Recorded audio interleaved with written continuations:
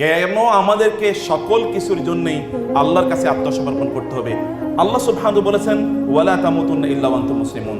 তুমি মুসলিম না হয়ে আমার কাছে পরিপূর্ণভাবে আত্মসমর্পণ না করে তুমি মারা যেও না।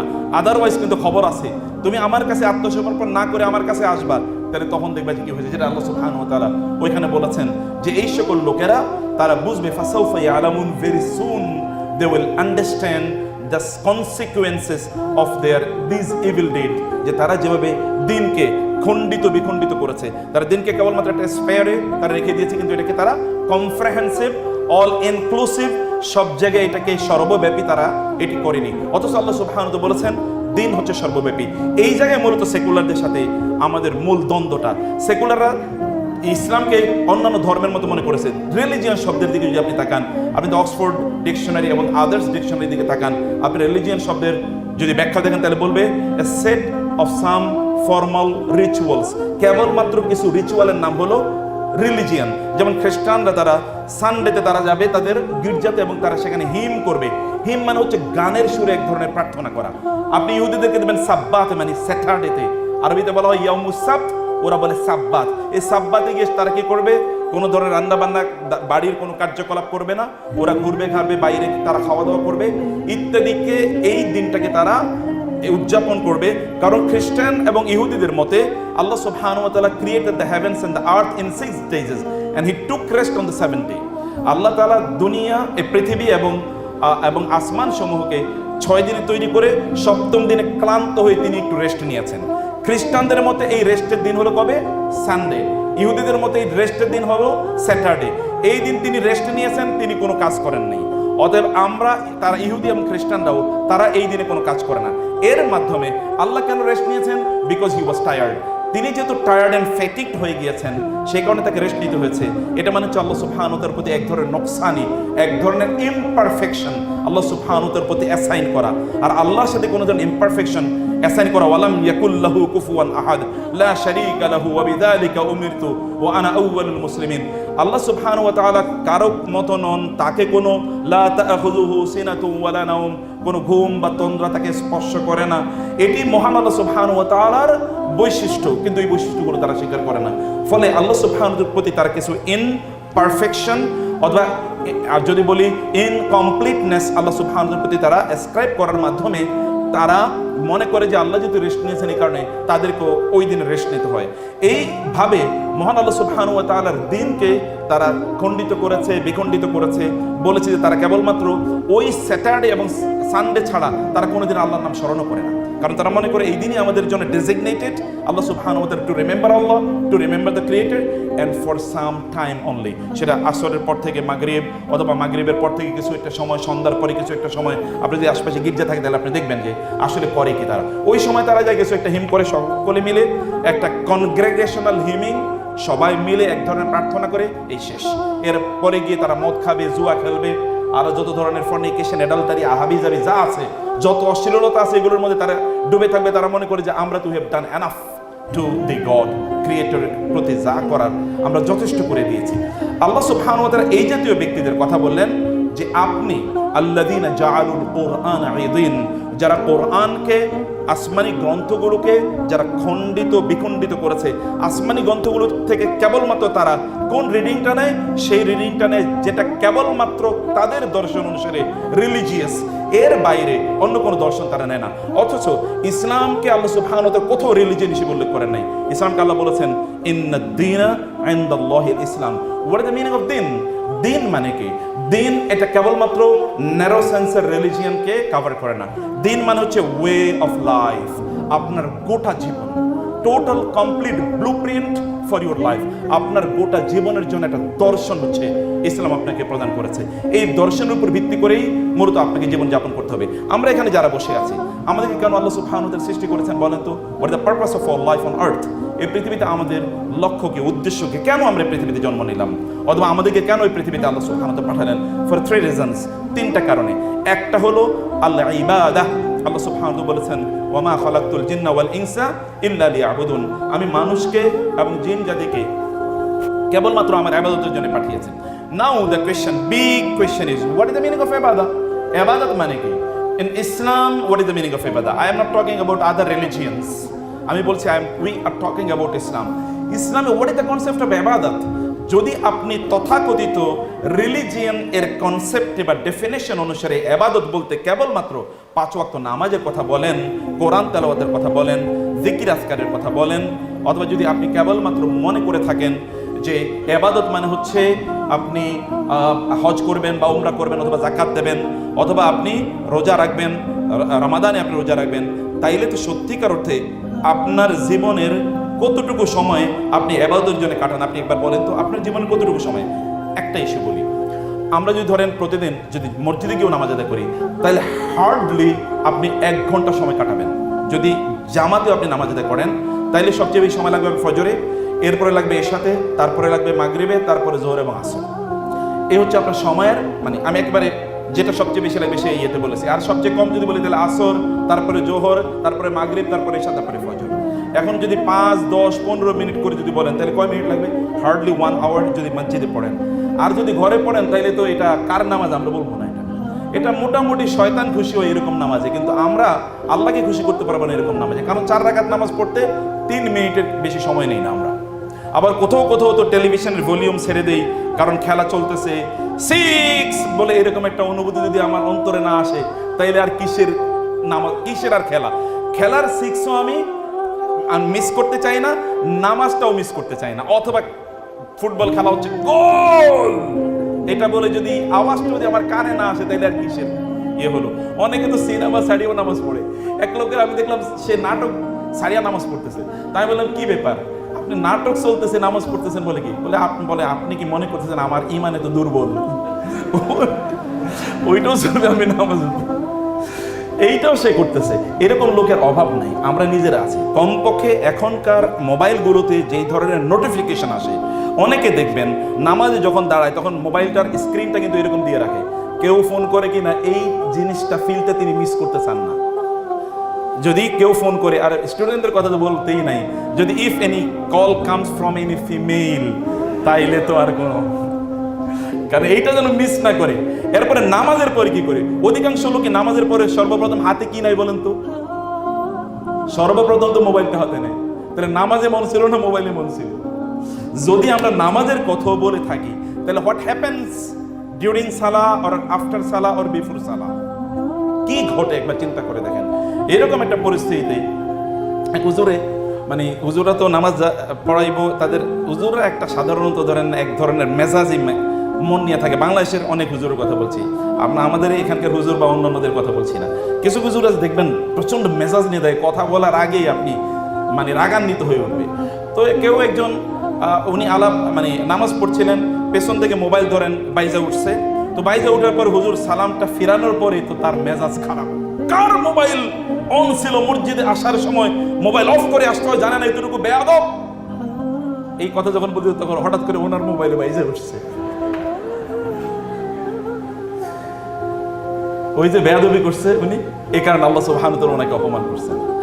এইটা আমরা যখন মসজিদে যাই তখনও তো আমরা মোবাইলটা আসলে কি সাইলেন্ট করে যেতে ভুলে যাই। অথচ সালাফরা তারা বলতেন আমরা যখন মসজিদে ঢুকি তখন আমাদের জুতার সাথে দুনিয়া বাইরে রেখে আসি। আবার বলি, যখন আমরা মসজিদে ঢুকি তখন মসজিদের বারান্দায় অথবা গেটে, দরজায়, সিঁড়িতে যেমনিভাবে জুতা রেখে আসি, সেখানে কি রেখে আসি? দুনিয়াও রেখে আসি ওইখানে। দুনিয়া মসজিদের ভিতরে নিয়ে আসি না। আর আমরা তো সামান্য মোবাইলের রিংটোনে অফ করে আসতে পারি না। এর মধ্যে নোটিফিকেশন আসবে, ফেসবুকের নোটিফিকেশন, ইউটিউবের নোটিফিকেশন, জিমেইলের নোটিফিকেশন, আরো হাবিজাবি তো আসতেই থাকবে। এই যদি আপনি বলি ইবাদত বলতে কেবলমাত্র মসজিদেই কনফাইন্ড কিছু কার্যকলাপকে যদি আপনি ইবাদত মনে করেন, তাহলে আল্লাহ সুবহানাহু ওয়া তাআলা যে বললেন আমি মানুষকে কেবল আমার ইবাদতের জন্য তৈরি করি, তাহলে কেমনি হইল কথাটা? এটা তো আমি বুঝতে পারি। I don't understand the meaning of this. এটা কিভাবে সম্ভব? আপনার ডেইলি নামাজি লোকেরাও তো 23 ঘন্টা তাদের নিজের জন্য কাজ করে। এই যে আপনারা যারা এখানে পড়াশোনা করেন, স্যারদের কথা নাইলে নাই বললাম, আমরা যারা পড়াশোনা করি, যারা চাকরি বাকরি করি, তারা ধরেন সকাল 9টায় চাকরিতে যাব, 5টায় চাকরি থেকে আসবো, 9টায় যাওয়ার জন্য 7টায় রেডি হচ্ছি, 7টায় অফিস বাসা থেকে নামলাম, অথবা তার 7টার দিকে প্রিপারেশন নেওয়া শুরু করলাম, 5টায় নামলে বাসায় 7টায় আসলাম, মধ্যখানে 12 ঘন্টা গেল, 8 ঘন্টা ঘুমাই, 12 আর 8 কত 20, 20-এর পরে এরপরে টয়লেটে যাই কিছু সময়, কেউ তো আবার টয়লেটে যাওয়ার সময় মোবাইল নিয়ে যায়। ইদানিং কেউ কেউ আবার চিন্তা করছে টয়লেটে যদি একটা লাইব্রেরি থাকে তাহলে খারাপ কি আর। আমি এরকম দেখেছি টয়লেটে বসে বসে বই পড়ে, বুঝতে আসেন কি? আপনাদের কারো অভ্যাস নাই নিশ্চয়ই এরকম। আর টয়লেটে তো বই নিয়ে মোবাইল নিয়ে তো ওইখানে টিপাইতে থাকে মোবাইল, মজা। কারণ ওইখানে বৈশা মোবাইল টিকিট পানোর যে কি মজা, মানে খুব এখানে খুব সুখ পাওয়া যায় আর কি। তো যাই হোক, এই টয়লেটে নাহলে কিছু সময় আপনি কাটালেন, কিছু সময় আপনি কাটাচ্ছেন কোথায়? রান্না, মানে খাওয়া দাওয়ার মধ্যে কিছু কাটালেন। আর ফেসবুক তো আছেই, আফিম অফ টুডেজ ওয়ার্ল্ড, এই পৃথিবীর বর্তমানে কি এটা হলো মাদক দ্রব্য, অর্থাৎ এইগুলো তো আছে। এগুলো মিলে তাহলে আপনি কতক্ষণ আল্লাহর জন্য কাটাচ্ছেন? বাকিটা তো নিজের জন্যই কাটাচ্ছেন। কিন্তু আল্লাহ যে বলেন আমি কেবল আমার ইবাদতের জন্য মানুষ তৈরি করেছি, তাহলে হইল কি? তার মানে হচ্ছে এভরিথিং ইজ এ পটেনশিয়াল ইবাদত ইন ইসলাম। ইসলামে প্রত্যেকটি কাজেই একটি পটেনশিয়াল ইবাদত হতে পারে যদি আমরা সেই কাজটি মহান আল্লাহ সুবহানাহু ওয়া তাআলা এর সন্তুষ্টির জন্য করে থাকি। আমেরিকান কনস্টিটিউশন লেখা আছে দ্য পারসুট অফ হ্যাপিনেস। সব আমরা করি কিসের জন্য? সুখের সন্ধানে। ওই জন্য সুখের কিছু অলেখ ধারণা তারা ডেভেলপ করেছে, ওর পেছনে তারা ঢুকতেছে, ওর পেছনে তারা ঘুরছে। মানে আমাদের কাজ হচ্ছে we do everything for the seeking the pleasure of Allah. আমরা যাই করি না কেন আল্লাহ সন্তুষ্টির জন্য করি, ফলে আল্লাহ সন্তুষ্টি অর্জন হয়, অন্তরে আমাদের কি এক ধরনের শান্তি প্রশান্তি অর্জন হয়। যেমন আপনার মেডিকেল প্রফেশনে আছেন, ডক্টর শরীফের মধ্যে অনেকগুলো ইস্যু বলে গিয়েছে। রাসূলুল্লাহ সাল্লাল্লাহু আলাইহি ওয়াসাল্লাম তিনি যখন মেডিকেল ডক্টর, আপনার ডক্টরদের কথা বলছি, আপনারা যে কাজ করছেন এখানে যদি আপনার কাজ করেন, রাসূলুল্লাহ সাল্লাল্লাহু আলাইহি ওয়াসাল্লাম তিনি বললেন মান আদা মারিদান আও যারা আখান লাহু ফিল্লাহি নাদাহু মুনাদিন আন তিবতা ওয়া তাবা মামশাকা ওয়া তাবাওয়াতা মিনাল জান্নাতি মানজিলান। রাসূল সাল্লাল্লাহু বলেছেন, কেউ যদি কোন রোগীকে দেখতে যায়, আমি কিন্তু ট্রিটমেন্টের কথা বলছি না, শুধুমাত্র দেখতে যায়, তাইলে রাসূল সাল্লাল্লাহু বললেন ওই ব্যক্তি যখন যাচ্ছে, আসমান থেকে একজন ফেরেশতা তাকে ডেকে বলবে, তুমি তো খুবই ভালো কাজ করছো, তোমার এই যে পদচারণাগুলো এগুলো বরকতপূর্ণ হোক, এবং তুমি যে তাকে দেখতে যাচ্ছ এই কারণে রাজপ্রাসাদে তুমি জান্নাতে তোমার জন্য একটা রাজপ্রাসাদ তৈরি করে দেওয়া হবে। দেখতে যাচ্ছেন, এটা যদি দেখতে যাওয়া হয় তাহলে যারা ট্রিটমেন্ট করবে তাদের জন্য কি হওয়া দরকার? যারা ট্রিটমেন্ট করবেন তাদের জন্য কি হওয়া দরকার? রাসূলুল্লাহ সাল্লাল্লাহু আলাইহি ওয়াসাল্লাম বলেন, আলী রাদিয়াল্লাহু তাআলা তিনি বলছেন, মা মিন মুসলিমিন ইয়াউদু মুসলিমান গুদওয়াতান ইল্লা সাল্লা আলাইহি ৭০,০০০ মালাকিন। কোন একজন ব্যক্তি যদি সকালে কোন রোগী দেখতে যায় তাহলে ৭০,০০০ ফেরেশতা ওই ব্যক্তির জন্য দোয়া করতে থাকে। আচ্ছা, আপনি যদি ডেইলি, একজন ডক্টর, আমরা স্যাররা এখানে আছেন, প্রফেসররা, যদি তিনি ডেইলি ৫০ জন রোগী দেখেন তাহলে কত লক্ষ ফেরেশতা তার জন্য দোয়া করতেছেন? এটা তো এক সকালে, আবার এক বিকালে। হাদিসের দ্বিতীয় অংশ, ওমান, আর অন্য যে ব্যক্তি আদা মারিদান, কোন একজন রোগীকে তিনি দেখতে যান সন্ধ্যাবেলা, তাইলে ৭০,০০০ ফেরেশতা তার জন্য দোয়া করতে থাকেন। রাসূলুল্লাহ সাল্লাল্লাহু আলাইহি ওয়াসাল্লাম বলেছেন, সহিহ হাদিস এসে, এটা সহিহ মুসলিমের হাদিস, তিনি বলেছেন, ইন্নাল মুসলিম ইযা আদা আখাহুল মুসলিমা লাম ইয়াজাল ফি খুরফাতিল জান্নাতি হাত্তা ইয়ারজিআ। সাওবান রাদিয়াল্লাহু তাআলা তিনি বর্ণনা করেছেন, রাসূল লিখিত দাস, তিনি বলছেন, রাসূল সাল্লাল্লাহু বলেছেন, কোন ব্যক্তি যদি কোন মুসলিম অসুস্থ ব্যক্তিকে দেখতে যায়, তাইলে ওই ব্যক্তি যতক্ষণ পর্যন্ত তার সাথে থাকে ততক্ষণ পর্যন্ত এই ব্যক্তি জান্নাতে থাকলো, এবং এই ব্যক্তি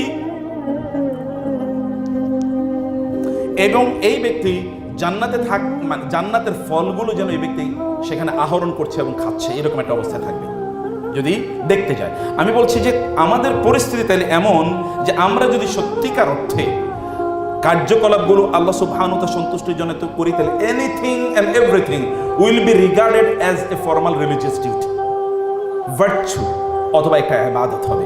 এই কারণেই তো আল্লাহ তাআলা বলেছেন, ওমা খালাকতুল জিন্না ওয়াল ইনসা ইল্লা লিয়াবুদুন, আমি মানুষকে জিন জাতিকে সৃষ্টি করেছি কেবল আমার ইবাদতের জন্য। তার মানে আপনার প্রত্যেকটা কাজে ইবাদত হবে।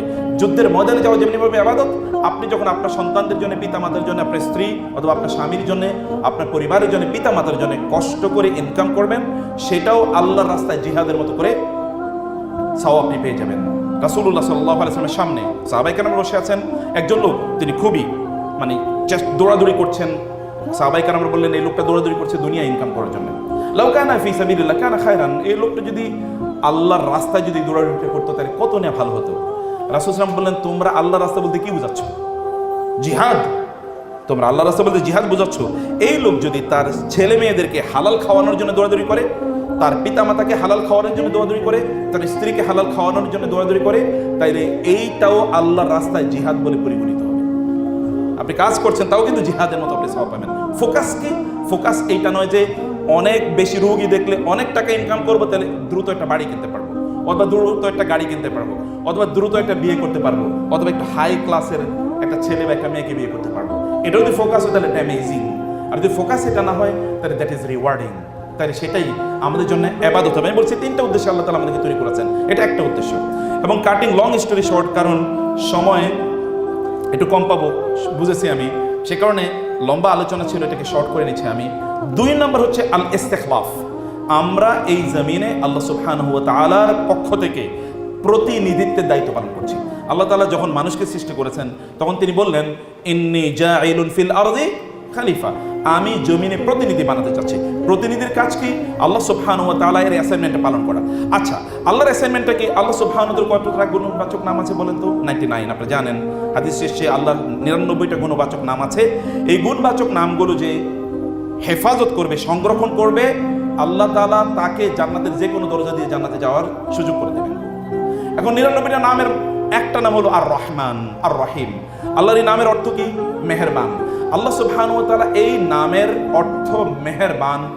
আপনি এই মেহেরবান নামটা আপনার চরিত্রের মধ্যে ধারণ করবেন, তার মানে আপনিও মেহেরবানি করবেন। ডক্টর হিসেবে, অথবা আপনি ধরেন একজন কি বলে ফিজিশিয়ান হিসেবে, আপনি সার্জন হিসেবে, যেই জায়গায় আপনি কাজ করেন না কেন, মেডিকেল প্রফেশনের, আপনি যদি আপনার রোগী যারা আছে তাদের প্রতি যদি একটু ইহসান প্রদর্শন করেন, একটু রহমত প্রদর্শন করেন, তার মানে তাখাল্লাকু বিআখলাকিল্লাহ, তোমরা আল্লাহর রঙে রঞ্জিত হলে, আল্লাহর গুণে তোমরা গুণান্বিত হলে।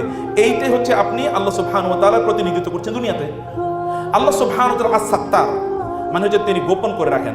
আপনি মানুষের দোষ ত্রুটি, কিন্তু আপনার ডক্টর হিসেবে আপনাদের কাছে মানুষ তাদের পার্সোনাল অনেক কিছু বলবে, এগুলোকে কেবল নিজের কাছে রাখে, এমনকি বাসায় গিয়ে বউয়ের কাছেও না বলা। কারণ এই পৃথিবীতে 3টি জিনিস আছে দ্রুত কমিউনিকেশনের জন্য ব্যবহার হয়। দ্রুত কমিউনিকেশনে 3টা জিনিস ব্যবহার হয়। এটা হচ্ছে টেলিভিশন, টেলিকমিউনিকেশন, টেলিউইমেন। বুঝেন নাই? টেলিভিশন, আমার বোনরা সরি কিছু মনে করেন না, ধরেন আপনি কাউকে বলবেন, বাসায় গিয়ে ভাবিরে বলবেন যে স্যাররা যারা বিয়ে করেছেন, আমার কথা মানে অন্যান্যদের কথা বলছি, স্যারদের কথা বলছি না। যদি কেউ গিয়ে তার ওয়াইফের বলে, এটা গোপনে গোপনে তোমার কাছে বললাম, কাউরে বইল না, তাইলে আর পরের দিন দেখবেন বাংলাদেশে সবাই জানে কেন আপনি বললেন, কারে বললেন না। এই বলাটাই আপনার কাল হয়েছে, এই বলাটাই কাল হয়েছে, এটা না বলাটাই ভালো ছিল। তাইলে আর উনি মনে করতেন না যে এটা খুবই গুরুত্বপূর্ণ, বলে দিলে। টেলিউইমেন মানে এটা বলে যদি আপনি দেন, তাইলে আর কোনো উপায় নাই। আল্লাহ সুবহানাহু ওয়া তাআলা তিনি তার নাম রেখেছেন, তার নাম বলেছেন তিনি সাত্তার। সাত্তার মানে তিনি গোপন করে রেখেছেন। আপনাদের কাছে বহু মানুষের বহু তথ্য আছে, এই তথ্য গোপন করবেন না, নেভার ডিসক্লোজ। তার মানে আল্লাহর প্রতিনিধিত্ব মানে হচ্ছে আল্লাহর খেলাফত আপনারা ধারণ করেন এখানে। আল্লাহ সুবহানাহু গুণবাচক নাম হলো আল গাফফার। কি? গাফফার। গাফফার মানে তিনি কি? ক্ষমাশীল। আচ্ছা, আপনার সাথে কোনো একজন রোগী, আপনার মতো তো আর সে এতটা মানে কালচার্ড, এতটা এডুকেটেড, এতটা এনলাইটেন্ড এরকম তো না। তার কথা আর আপনার কথা, আপনি MBBS পাস করেছেন, এরপরে আরো বহু ডিগ্রি আপনি নিয়েছেন, আপনি প্রফেসর, আপনার কথার স্টাইল আর একজন সাধারণ মানুষ রিক্সাপুরের কথা কি একরকম হবে? আপনি তার কাছ থেকে এত পরিশীলিত পলিশড কথা আপনি কিভাবে প্রত্যাশা করেন? ও তো এমনভাবে কথা বলবে যাতে আপনার একটু আঘাত লাগতেই পারে, তখন ধৈর্য ধারণ করে লোকটাকে ক্ষমা করে দেয়া, এটা হচ্ছে আল্লাহ সুবহানাহু ওয়া তাআলার প্রতিনিধিত্ব করা দুনিয়াতে। অতএব আপনি যেই প্রফেশনে থাকেন না কেন, এটা যখন আপনি করবেন, আল্লাহ সুবহানাহু ওয়া তাআলার প্রতিনিধিত্ব যখন আপনি দুনিয়াতে করবেন, যে উদ্দেশ্যে আল্লাহ তাআলা আপনাকে তৈরি করেছেন এবং নামগুলোকে তিনি ডিসক্লোজ করেছেন, যেন এগুলোর মাধ্যমে আমাদের নিজেকে আমরা গুণান্বিত করি, সেটি আমাদেরকে করা দরকার। এটি যদি আমরা করতে পারি, তাইলে আমাদের দ্বিতীয় যে রেসপন্সিবিলিটি সেটা পালন হবে। তৃতীয় রেসপন্সিবিলিটি কি? আল্লাহ সুবহানাহু বলেছেন, হুয়াল্লাযী আনশাআকুম ফিল আরদি ওয়াসতা'মারাকুম ফিহা। আল্লাহ তোমাদেরকে জমিনে সৃষ্টি করেছেন এবং এই জমিনকে আবাদ করার দায়িত্ব তোমাদেরকে দিয়েছেন। জমিনকে আবাদ করা মানে কি? আমরা যেমন একজন কৃষক একটা ফসলের মাঠ, ফসলের ক্ষেতকে আমরা আবাদ করি, ঠিক আপনারাও এই জমিনকে আবাদ করা দরকার। জমিনকে আবাদ করা কি দিয়ে আবাদ করব? জমিনকে আবাদ করব জাস্টিস দিয়ে, ন্যায়পরায়ণতা দিয়ে আবাদ করবে জমিনকে, আল মারহামা দিয়ে, অর্থাৎ মানুষের প্রতি রহম ইত্যাদির মাধ্যমে এটাকে আমরা করব, আল ইহসান দিয়ে, আল ইখলাস দিয়ে, আল ইতকান দিয়ে। 3টি কাজ। আল্লাহর জন্য যদি কাজ হয় তাহলে এটা ইখলাসের মাধ্যমে করতে হয়। আল্লাহর জন্য যদি কাজ হয় তাহলে কিসের মাধ্যমে করতে হয়? ইখলাসের মাধ্যমে। মানুষের জন্য যদি কাজ হয় তাহলে ইহসানের মাধ্যমে করতে হয়। যেমন আল্লাহ তাআলা বলেছেন, ওয়া ওয়াসাইনাল ইনসানা বিওয়ালিদাইহি ইহসানা, মানুষ যেন পিতা মাতার সাথে, অথবা অবিল ওয়ালিদাইনি ইহসানা ওয়া বিজিল কুরবা, মানুষের সাথে আল্লাহর সাথে ডিলিং হবে ইখলাসের উপর ভিত্তি করে, মানুষের সাথে ডিলিং হবে ইহসানের উপর ভিত্তি করে, আর আপনার যে প্রফেশনাল ওয়ার্ক এটা হবে ইতকানের উপর ভিত্তি করে। ইখলাস, ইহসান এবং কি ইতকান। ইতকান মানে হচ্ছে আপনি সুপ্রিমলি পারফেকশনের সাথে আপনার যতটুকু অ্যাজ পার ইউর ক্যাপাবিলিটি এর উপর ভিত্তি করে আপনি যত সুন্দরভাবে কাজটা করা যায় তত সুন্দরভাবে আপনি কাজটি করবেন। এবং এই কারণে রাসূল বলেছেন ইন্নাল্লাহু ইউহিব্বুল আবদা ইযা আমিলা আমালান আইয়ুতকিনাহু, আল্লাহ তাআলা পছন্দ করেন কোন মানুষ যদি কোনো কাজ করে তাহলে সে খুবই সুন্দরভাবে কাজ করছে, খুবই সুন্দরভাবে কাজ করছে। আমেরিকান ফাউন্ডিং ফাদাররা যখন তারা আমেরিকা তৈরি করেছিল তখন ফাউন্ডিং ফাদারদের মধ্যে একজন বলেছিল, আমি আমেরিকাকে এমন একটা রাষ্ট্রে পরিণত করতে চাই, if the sweepers sweep the streets then the angels from the heavens will descend and say there was a sweeper once upon a time, যে আমি আমার দেশের সুইপাররা মানে স্ট্রিট ঝাড়ু যারা দেবে তারাও স্ট্রিট এমনভাবে ঝাড়ু দেবে যে আসমান থেকে ফেরেশতা নেমে এসে বলবে এত চমৎকার করে কে ঝাড়ু দিল, এত চমৎকার করে ঝাড়ু দিল। আমেরিকা আসলে এরকম সুন্দর বানাইছে ওরা, কারণ ফাউন্ডিং ফাদারদের স্বপ্ন ছিল এরকম, তারা ওইভাবে তাদের দেশটাকে তারা তৈরি করেছে। এই যে মানে সুন্দর করে কোনো কাজ করা, চমৎকারভাবে কোনো কাজ করা, এটা হলো ইসলামের নির্দেশ, কিন্তু আমাদের নির্দেশগুলো অন্যরা পালন করছে, আমরা সেটা পালন করি না। আমি বলছি যে এই তিনটি কাজ ইস্তেমার এই জমিনকে আপনি কোনো কারণে আপনার যতটুকু ক্যাপাবিলিটি আছে, ভালো করে শুনুন, আপনাদের যদি ইয়াং জেনারেশনের যে প্রবলেম, আমি অনেক কিছু যেহেতু একটু সময় কম আমি মিক্স আপ করে অনেকটা কিছু এখানে বলার চেষ্টা করছি। যেমন ইয়াং জেনারেশন এখন সবচেয়ে বড় প্রবলেম কি? ফোকাসের অভাব, অ্যাটেনশনের অভাব, কনসেন্ট্রেশনের অভাব, পারপাসের অভাব, অবজেক্টিভের অভাব, গোলের অভাব, কি হতে চাই তা জানি না। এটা গোটা পৃথিবী জুড়ে প্রবলেম, মুসলমানদেরও একই প্রবলেম এসে এখন ধরেছে। বোনেরা যারা আছেন ভালো করে শুনুন, what is the purpose of your life, what is the goal of your life, what is the mission of your life, what do you want to do, what do you want to become in the future? আপনি আসলে কি হতে চান, কি করতে চান? কোনো diagram তৈরি করেছেন কিনা, কোনো ছক তৈরি করেছেন কিনা, সেই মতে আপনি চলছেন কিনা অব্যাহতভাবে, এটা চেক করে দেখেন। এমনকি যারা স্যাররা যারা আছেন প্রফেসর, তারা মনে করতে পারেন যে তাদের জন্য এটা প্রয়োজন, ইয়েস আমাদের মূল লক্ষ্য হলো জান্নাত, তাহলে আমি কি জান্নাতের দিকে এগিয়ে যাচ্ছি কিনা বা কতটুকু এগিয়ে গিয়েছি? এখন যদি আমি মারা যাই, weather I will be treated as a dweller of জান্নাত, আমি কি একজন পটেনশিয়াল জান্নাতের রেসিডেন্ট হব কি হব না, এই জায়গায় এই পথে আমি কতটুকু এগিয়ে যাচ্ছি। যদি এগিয়ে না যাই তাহলে আমি কিন্তু ড্রাইভার, অথবা আমাকে রাস্তা আবার কি করতে হবে, চেঞ্জ করতে হবে, আমাকে I will have to take a different route which will ultimately lead me to the paradise. এরকম একটা জায়গা আমাকে তৈরি করতে হবে। আপনাদের কিন্তু এখন যৌবন, আপনাদেরকে মনে রাখতে হবে যে আপনাদের জীবন এখনই সাজিয়ে নিতে হবে। আপনি হতে চান কি, আপনি আসলে কি হতে চান? মুসলিম বিজ্ঞানীরা তারা কি করেছেন, ইমাম রাজিকে এসে একজন বলেছেন আমার জন্য একটু মানে এই যে বিষ বানিয়ে দেন। তিনি বলে কেন, তুমি বিষ দিয়ে করবা কি, তোমাকে দেখে তো ভালো মনে হচ্ছে না, তুমি তো বিষ ভালো কাজে লাগাবে না, আমি বিষই বানাবো না, যাও। আর অন্যরা তারা সায়েন্স, অথবা যদি আমরা নিউটনের কথা বলি অথবা আইনস্টাইনের কথা বলি, তাদের সূত্রকে কেন্দ্র করে অ্যাটম বোম বানিয়েছে, যেই অ্যাটম বোম দিয়ে এখনো পর্যন্ত মানুষের কাছে যে অ্যাটম বোম আছে এটা দিয়ে পৃথিবীকে প্রায় 1000 বার ধ্বংস করা যাবে। তো একবার ধ্বংস করার পর আর 999 বার ধ্বংস করার জায়গা পাবে কই? তাহলে কেন এতগুলো বানালো, কি কারণে? একটাই তো যথেষ্ট, কিন্তু হাজার হাজার বানিয়ে রেখেছে। মানে হচ্ছে মানুষ যদি if they are not guided by purpose, তাহলে they can derail any time, তারা যে কোনো সময় পথবিচ্যুত হয়ে যেতে পারে। আপনাদেরকে এটা, ইয়াংদেরকে এই ফোকাস যখন আপনার ঠিক থাকবে তখন আপনি কোনোদিনই পথচ্যুত হবেন না, পথভ্রষ্ট আপনি হবেন না।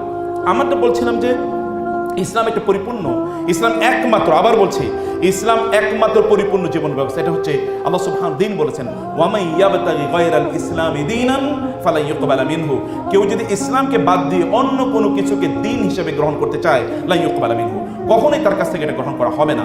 আল্লাহ সুবহানাহু ওয়া তাআলা তিনি বলেছেন, মানে আহলে কিতাবদের কথা বলে আল্লাহ সুবহানাহু বলেছেন, আফাতুমিনুনা বিবাদিল কিতাবি ওয়া তাকফুরুনা বিবাদ ফামা জাযাউ মান ইয়াফআলু যালিকা মিনকুম ইল্লা খিজিয়ুন ফিল হায়াতিদ দুনিয়া ওয়া ইয়াউমাল কিয়ামাতি ইউরাদ্দুনা ইলা আশাদ্দিল আযাব ওয়া মাল্লাহু বিগাফিলিন আম্মা তা'মালুন। আল্লাহ তাআলা বলেছেন, আফাতুমিনুনা বিবাদিল কিতাব, তোমরা কি কিতাবের কোরআনের কিছু অংশের প্রতি বিশ্বাস করতে চাও, ওয়া তাকফুরুনা বিবাদ, অন্য কিছু অংশকে তোমরা প্রত্যাখ্যান করতে চাও, ফামা জাযাউ মান ইয়াফআলু যালিকা মিনকুম, তোমাদের মধ্যে যারা এই কাজটি করবে তাদের একমাত্র প্রতিদান হচ্ছে খিজিয়ুন ফিল হায়াতিদ দুনিয়া, এই দুনিয়া লাঞ্ছনা, এই দুনিয়া লাঞ্ছিত হবে, তারা অপমানিত হবে, ওয়া ইয়াউমাল কিয়ামাতি ইউরাদ্দুনা ইলা আশাদ্দিল আযাব, আর কিয়ামতের দিন তো তার জন্য আরো ভয়াবহ শাস্তির ব্যবস্থা করা হয়েছে। ওয়া মাল্লাহু বিগাফিলিন আম্মা তা'মালুন, তোমরা কি করছো আল্লাহ সুবহানাহু ওয়া তাআলা তার সম্পর্কে গাফিল নন, আল্লাহ নোজ এভরিথিং।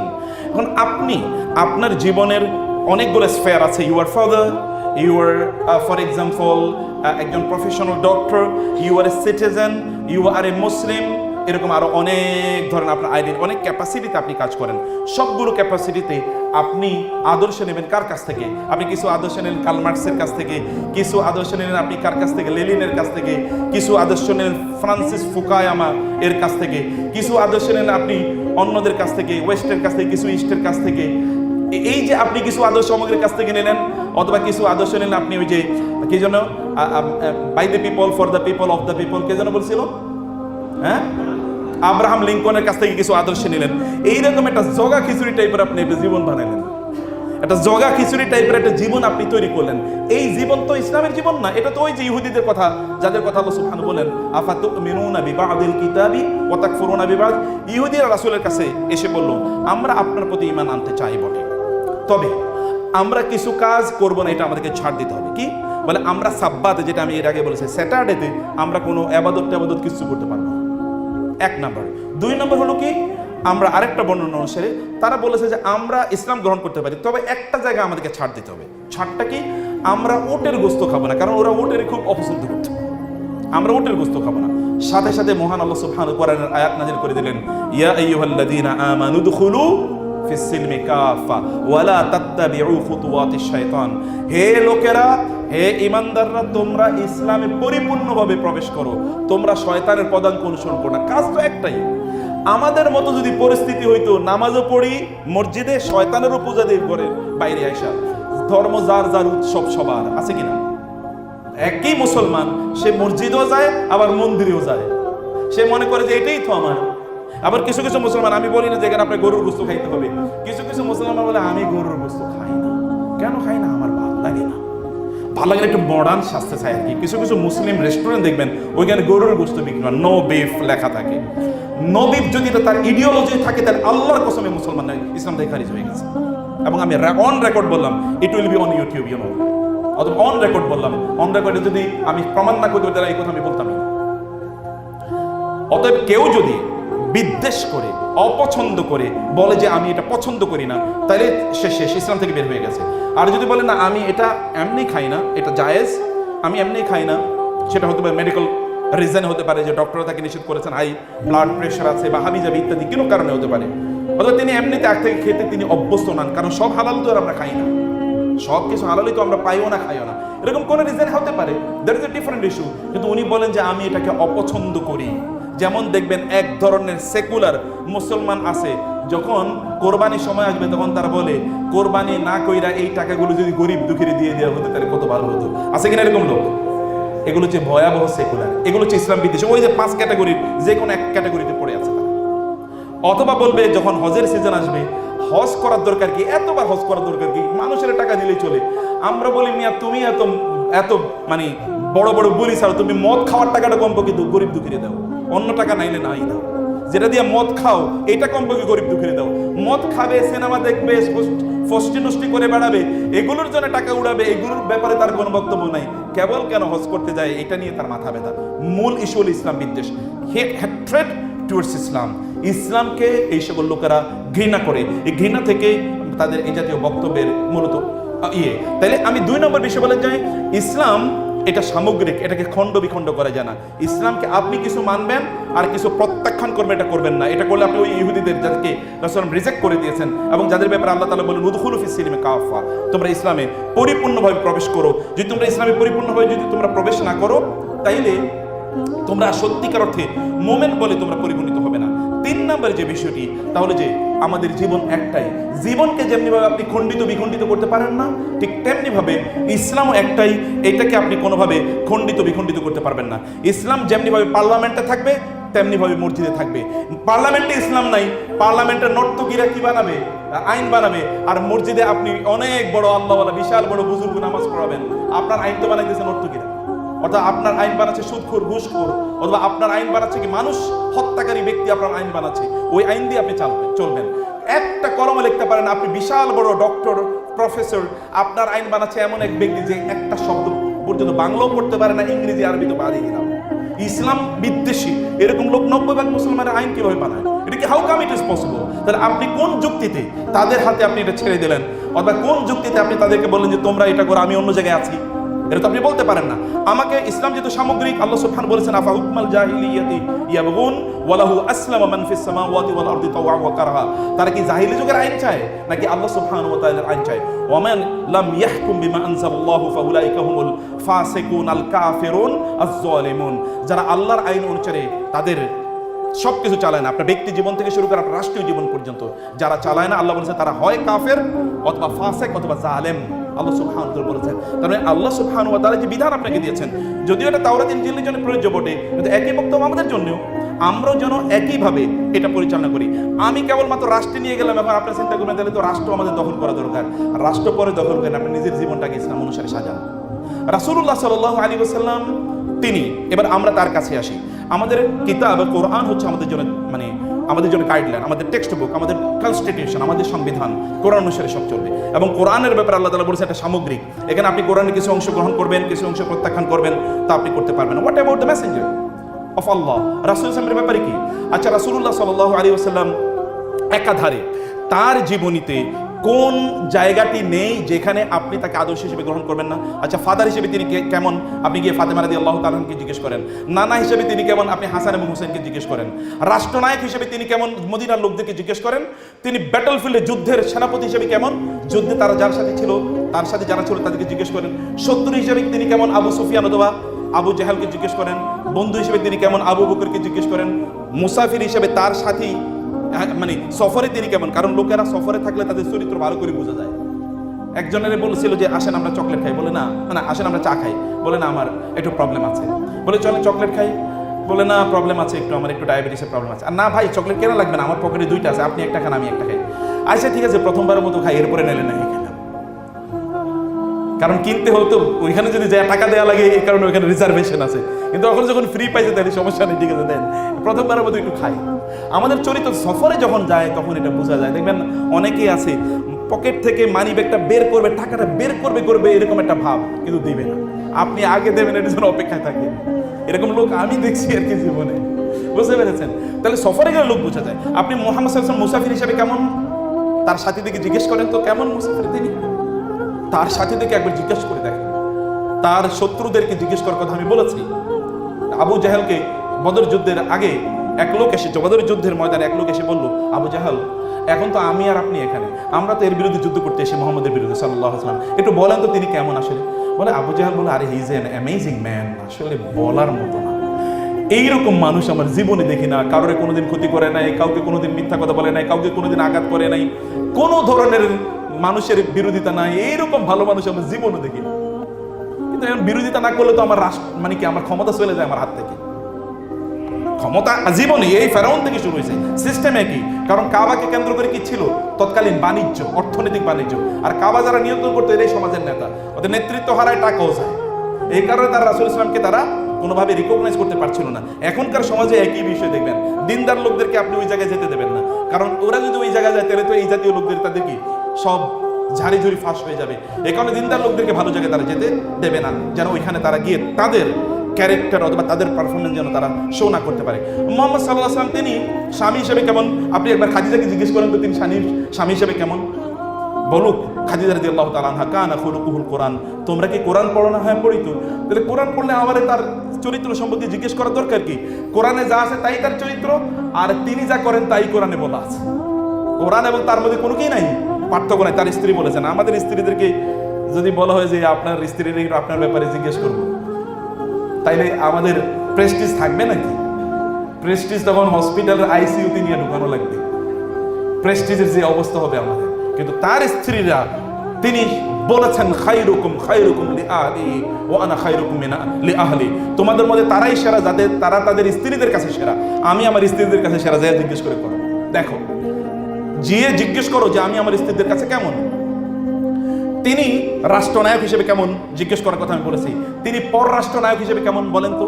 আচ্ছা তিনি যুদ্ধের মধ্যে বিজয়ী হলে তিনি কেমন, বদর এবং আপনি খন্দক অথবা আপনি মক্কা বিজয়ের কথা একবার দেখেন তো, ওই চরিত্রগুলো আপনি পড়েন। পরাজিত হলে তিনি কেমন, উহুদের যুদ্ধ পড়েন। পরাজিত হলে তিনি কেমন? ধনী হিসেবে তিনি কেমন? যখন প্রচুর পরিমাণ সম্পদ আসছে, গনিমতের মাল, বিদেশ থেকে প্রচুর পরিমাণ উপঢৌকন তার কাছে আসছে, ধনী হিসেবে তিনি কেমন? দেখেন, ওমরকে জিজ্ঞেস করেন। ওমর রাদিয়াল্লাহু তাআলা গেলেন, রাসূলুল্লাহ সাল্লাল্লাহু আলাইহি ওয়াসাল্লাম মসজিদে শুয়ে আছেন। রাসূলুল্লাহ সাল্লাল্লাহু আলাইহি ওয়াসাল্লামের কাছে ওমর গেলেন। যাওয়ার পরে রাসূলুল্লাহ সাল্লাল্লাহু আলাইহি ওয়াসাল্লামকে দেখলেন তার শরীরে তিনি শুয়ে আছেন হচ্ছে খেজুরের বিছানার উপর, খেজুরের গাছের ডালের বিছানার উপর, এবং শরীরের মধ্যে দাগ লেগে আছে। ওমর দেখে কেঁদে উঠেন, ইয়া রাসূলুল্লাহ, আমি কায়সার এবং কিসরাদেরকে দেখেছি, রোমান পার্সিয়ান সম্রাটদেরকে দেখেছি, কি আলিশান জীবন যাপন তারা করে। আপনি আল্লাহর রাসূল, আবার আপনি প্রেসিডেন্ট, এই অঞ্চল গোটাটা আপনার অধীনস্থ, আপনি তো কত ভালোভাবে দেখতে পারেন ইয়া রাসূলুল্লাহ, আপনি এত কষ্ট করে তিনি থাকেন কেন? আপনি কেন এত কষ্ট করে থাকেন? তিনি বললেন, ওমর, ওদের জন্য দুনিয়া, আর আমি তো আখিরাত বেছে নিয়েছি। ওমর, আমি তো দুনিয়া বেছে নিইনি, আমি তো আখিরাত বেছে নিয়েছি। তার কাছে যখন প্রচুর পরিমাণ গনিমতের মাল আসে, তখনও তার বাসায় রান্না হয় না। আমাদের গনিমতের মান আইলে আমাদের তো আমরা জানেন যে এমনকি ডিজাস্টারের সময় বিভিন্ন জায়গায় বিপর্যয় হয়েছে, বিপর্যয়ের টাকা এগুলো গরিবের কাছে যায় না। এখন দেখেছি যে অমুক ওই টিন অথবা চাল এগুলো বিভিন্ন গভর্নমেন্ট রিপ্রেজেন্টেটিভ তাদের কাছে পাওয়া যায়, তাদের ঘরে অমুক জায়গায় বিভিন্ন জায়গায় পাওয়া গেছে সরকারি রিলিফের মাল। আর তার কাছে গনিমতের মাল এসছে অথবা এমনি উপঢৌকন এসছে, জাকাতের সম্পদ এসছে, অথচ তার ঘরে এখানে মিলিয়ন মিলিয়ন, অথচ তার ঘরে রান্না হয় না, তার ঘরে রান্নার কিছু নাই, তারা পানি খেয়ে অথবা ওই যে শুকনা খেজুর খেয়ে তারা বেঁচে আছেন। একজন গরিব মানুষ হলে কেমন চলতে হয় দেখেন, মুহাম্মদের দিকে তাকান সাল্লাল্লাহু আলাইহি ওয়াসাল্লাম। গরিব হলে কেমন হতো? চুক্তি কেমন করতে হয় বলেন তো? আপনি হুদায়বিয়ার সন্ধির দিকে তাকান, বলেন চুক্তি কেমন চুক্তি করা লাগে, আপনি সেই দিকে তাকান। আপনি বলেন অমুসলিমদের সাথে কেমন আচরণ করতে হবে, আপনি দেখেন মদিনায় গিয়ে তিনি কি করেছেন। সাথীদের সাথে কেমন আচরণ করা লাগে। আমাদের সবচেয়ে নিকটবর্তী লোকেরা আমাদের সবচেয়ে বড় শত্রু। আমাদের সবচেয়ে নিকটবর্তী লোকেরা কি? আমাদের সবচেয়ে বড় শত্রু। যেমন আত্মীয় স্বজনের সাথে আমাদের সম্পর্ক খুবই খারাপ, কিন্তু তার আত্মীয় স্বজনদের সাথে তার সম্পর্ক কেমন জিজ্ঞেস করে দেখেন। এমনকি এক্সটেন্ডেড আত্মীয় স্বজনদের সাথে তার রিলেশনটা কেমন। আচ্ছা, যুবক হিসেবে তিনি কেমন জিজ্ঞেস করেন। ব্যবসায়ী হিসেবে তিনি কেমন, খাদিজাকে জিজ্ঞেস করেন তো, যে খাদিজা আপনার ব্যবসা যখন তিনি নিয়ন্ত্রণ করেছিলেন তখন তিনি কিভাবে ব্যবসা নিয়ন্ত্রণ করেছেন, আপনি জিজ্ঞেস করেন। তবে খাদিজা রাদিয়াল্লাহু তাআলা আনহা এর গোলাম কৃতদাস এবং তার পার্সোনাল সেক্রেটারি মাইসারাকে জিজ্ঞেস করেন যে তিনি কেমন। ছেলে হিসেবে তিনি কেমন, তার মাকে হয়তো জিজ্ঞেস করতে পারবেন না, কিন্তু হালিমা সাদিয়াকে জিজ্ঞেস করেন যে ছেলে হিসেবে তিনি কেমন। আমি এবং আপনি মায়ের কাছে ছেলে হিসেবে কেমন? সব মাই তো ছেলে মেয়েদেরকে ভালোবাসে, কিন্তু কিছু অবজেকশন থাকেই। কিন্তু হালিমা সাদিয়ার কথা একবার চিন্তা করে দেখা যায়, বলেন তো হালিমা সাদিয়া তার ব্যাপারে কি বলেন ছেলে হিসাবে। অথবা যুবক হিসেবে তিনি কেমন। আমাদের এই যুবকরা এমন কে আছে বলতে পারবে যে আমি কোনো অপরাধ করি না? কে বলতে পারবে? এই যুবকরা কে বলতে পারে? এমনকি আমাদের কাজিন সিস্টারদের কাছে জিজ্ঞেস করলে জানা যাবে যে ওনার চরিত্র কেমন অনেকের ব্যাপারে। কিন্তু তার ব্যাপারে জিজ্ঞেস করলে তো যুবক হিসেবে তার চরিত্র কেমন ছিল। জিজ্ঞেস করেন আরবের লোকদেরকে যে যুবক হিসেবে তার চরিত্র কেমন ছিল। চারিদিকে যখন যুদ্ধ বিগ্রহ লেগে যায় তখন আমরা তো কি করি, যুবকরা বিশেষ করে রক্ত তো প্রচন্ড টক বগে, কোথাও মারামারি লাগছে একটু ওইখানে নিয়ে যায়, আর একটু পেট্রোল নিয়ে যায়, আর একটু আগুন লাগিয়ে দেবে। কিন্তু তিনি যখন যুদ্ধ লেগেছে তখন তিনি ওইখানে হিলফুল ফুজুল তৈরি করেছেন যে না, no war, peace and peace and peace. যখন লোকেরা মারামারি করে তখন ওইখানে গিয়ে তিনি কুটনামি করেন না, অথবা ওইখানে গিয়ে একটা দিয়া সলাই তিনি নিয়ে যান না। তিনি তাদেরকে বলেন না, কোনো যুদ্ধ চলবে না, তোমাদের সংকট কি বলো, সমস্যা কি বলো। সমস্যা এটা, তাহলে ঠিক আছে তোমরা একটা কাপড় নিয়ে আসো, তোমাদের হাজারে আসওয়ারটা কালো পাথরটা এখানে রাখো, সবাই ধরো মিলিয়ে নিয়ে ওইখানে রাখো, no problem, problem is solved. মুহূর্তের মধ্যে সমস্যার সমাধান হয়ে গিয়েছে। তিনি তো এমন ব্যক্তি, অতএব আপনি যদি তাকে আপনি অনুসরণ না করেন তাহলে আপনি কাকে অনুসরণ করবেন? If greatness of purpose, smallness of means, astounding results are the three criteria of human genius who could dare to compare any great man in modern history with Muhammad sallallahu alaihi wasallam। যদি তিনটি জিনিস, শ্রেষ্ঠতম মানুষের তিনটা criteria, একটা হচ্ছে তার purpose, লক্ষ্য অনেক বড়, দুই নম্বর তার উপকরণ খুবই কম, সাধ্য খুবই কম, কিন্তু রেজাল্ট মানে মেসমারাইজিং রেজাল্ট তিনি অর্জন করেছেন। ফলাফল মানে উপায় উপকরণ খুবই কম, পারপাস অনেক বড়, কিন্তু রেজাল্ট ভয়াবহভাবে কি মানে অকল্পনীয়, এত চমৎকার। এই তিনটা যদি হিউম্যান জেনিয়াস এর ক্রাইটেরিয়া হয় তাহলে এই পৃথিবীতে কে আছে যে মুহাম্মদ সাল্লাল্লাহু আলাইহি ওয়াসাল্লামের সাথে তুলনায় আসতে পারে? যিনি মক্কায় শুরু করেছেন, তার লোকদেরকে হত্যা করা হয়, তারা পাগল, তারা সেখান থেকে রক্তপাতের ভয় তারা পালিয়ে চলে গিয়েছেন আবিসিনিয়াতে, তারপরে গিয়েছেন মদিনাতে, তিনি মদিনা চলে যেতে হয়েছে। এই অবস্থায় তিনি এই আজকের এই অডিটোরিয়াম সহ সারা বিশ্বে 200 কোটি লোক তারা ক্লেম করে they are the followers of the prophet সাল্লাল্লাহু আলাইহি ওয়াসাল্লাম। তারা রাসূলুল্লাহ সাল্লাল্লাহু আলাইহি ওয়াসাল্লামকে তারা ভালোবাসে, এবং পৃথিবীর কোনো প্রান্তে যদি রাসূলুল্লাহ সাল্লাল্লাহু আলাইহি ওয়াসাল্লামের বিরুদ্ধে একটা আওয়াজ হয়, এই পৃথিবীর একমাত্র মানুষ তার বিরুদ্ধে কেউ যদি কোনো কথা বলে তাহলে গোটা পৃথিবী উত্তাল হয়ে যায়। আর কার জন্য এরকম হয়? আপনি এমনকি ঈসা আলাইহিস সালামের কথা বলেন, আপনি মুসা আলাইহিস সালামের কথা বলেন, এমনকি হিন্দুদের গডস এন্ড গডেসের কথা বলেন, গৌতম বুদ্ধের কথা বলেন যারা বড় ফিগার, আর এমনি যদি রাজনৈতিক ফিগারদের কথা বলি তাহলে তো আর আলোচনাই নেই। এখন তো আমরা দেখতেছি আমাদের দেশে বড় বড় রাজনৈতিক ফিগারদের কি হচ্ছে। তো আমরা দেখছি যে কিন্তু তার ব্যাপারে আপনি দেখেন তো 1500 years past but no love for the Prophet sallallahu alaihi wasallam. The love for the Prophet sallallahu alaihi wasallam has not decreased in the least.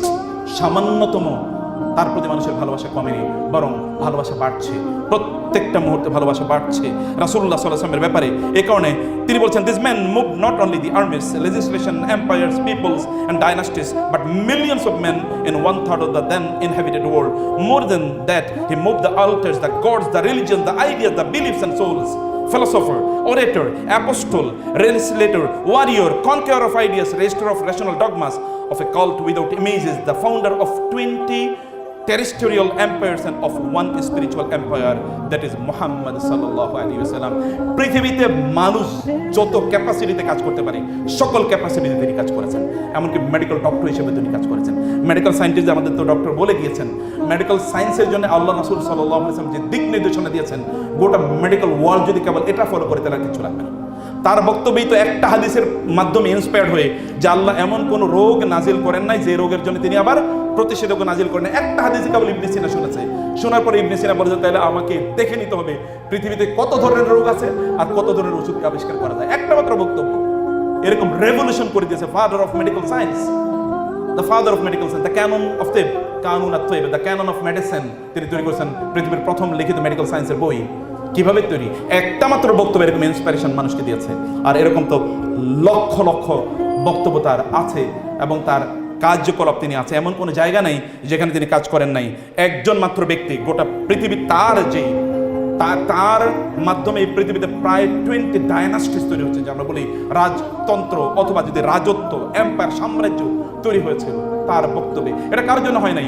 পৃথিবীতে কোনো মানুষ তার মাধ্যমে কোন রাষ্ট্র ব্যবস্থা পরিচালনা করে নাই, কিন্তু তিনি রাষ্ট্র পরিচালনা করেছেন। পৃথিবীতে কারো আদর্শ নিয়ে রাষ্ট্র দীর্ঘদিন চলে নাই। আপনি যদি কার্ল মার্কসের কথা বলেন, কয়েকদিন পরে দেখেছেন কি হয়েছে, এবং তার ইয়েগুলো পর্যন্ত কি বলে না যে তার স্কাল্পচারগুলো পর্যন্ত, ভাস্কর্যগুলো পর্যন্ত মানুষ কিভাবে ভেঙে চূর্ণ বিচূর্ণ করে দিয়েছে।